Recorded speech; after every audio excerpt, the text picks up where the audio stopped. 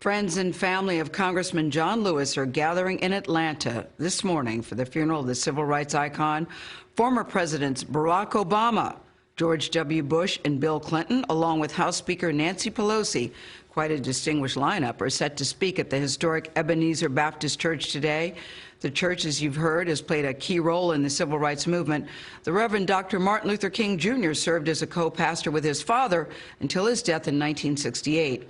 Reverend Raphael Warnock is now the senior pastor of the church and will preside over this morning's ceremony. He is also a Democratic candidate for the U.S. Senate. Reverend, good morning. It's so nice to see you this morning. Listen, the nation has been paying tribute to the congressman all week, but today is a final farewell, and you are doing the honors.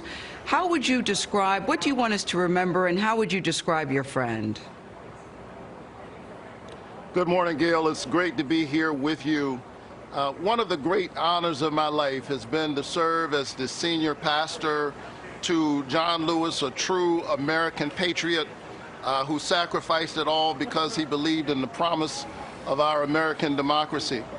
And at the heart of his activism and his work as a public servant was his faith. And so it's fitting that we would be here on this day.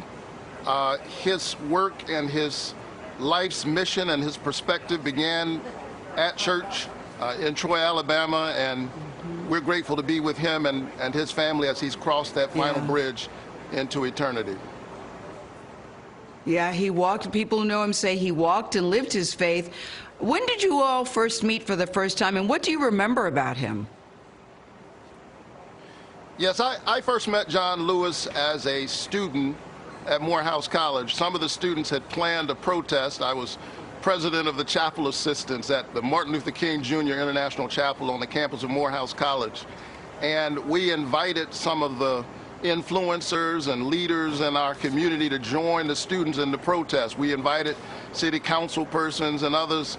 John Lewis is the only one who showed up. He was a newly elected congressman. I remember how inspired we were as students to hear his voice, but we were more inspired just by the power of his presence, this icon in American history. Yeah, you know, Reverend, when you said showing up, I never dreamed that years later I would become his pastor. Yeah, and what that must mean to you. I said what that must mean to you to be his pastor, but you talked about him showing up. We interviewed the Clintons last week, and they said the thing that stood out for them about John Lewis is that he was seemingly always there, and he always showed up. Hillary Clinton tells a story about him showing up at a book signing at Costco, and he said he just happened to be in the neighborhood. That was who this man was. That's certainly who he was, and history will remember him because he showed up in the places where it really counts. He was just captured by this whole idea of freedom. It captured his imagination. The voice of Martin Luther King Jr. Caught his attention as a young man, and he reached out to Dr. King, and forever will his deeds be etched in history. But the thing that I want to emphasize is that at the heart of his activism really was his faith, a faith passed on from enslaved ancestors.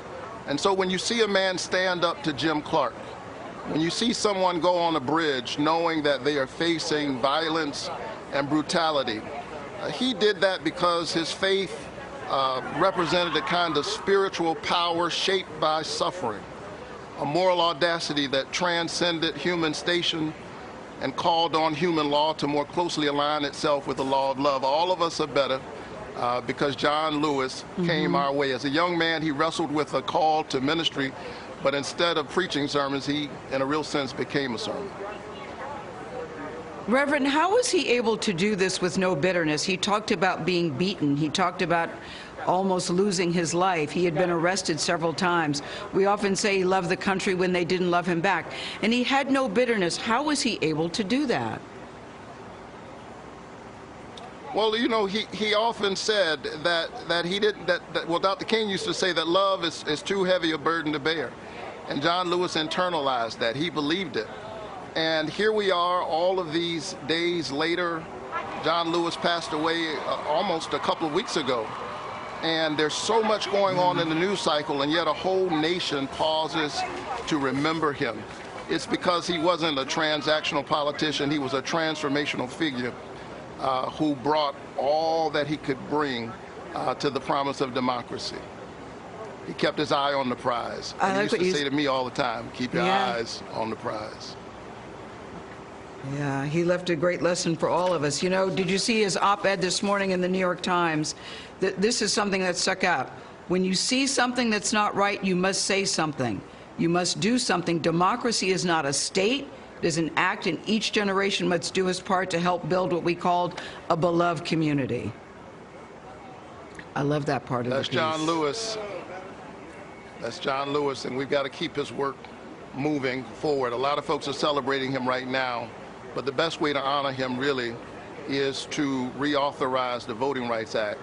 That was his life's work, and some of those who celebrate him right now are sitting on the Voting Rights Act. They ought to pass it and honor this true American patriot. A lot of people are hoping that happens. Thank you very much, Reverend Warnick. We'll be thinking about you today and watching. Thank you so much, sir.